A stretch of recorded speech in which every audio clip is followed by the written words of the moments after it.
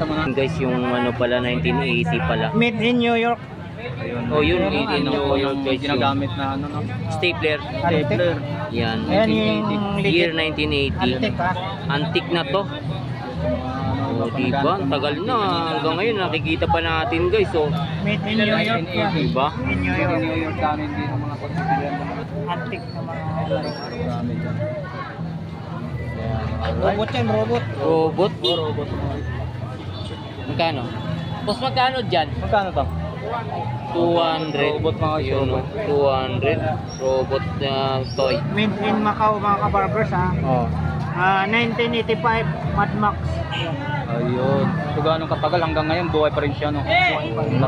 Dahil siya ano siya, bakal. Oo, bakal siya. Kung plastic to, di wala nan to. Wala na. Magkano yan? 200? 150? 300 pala.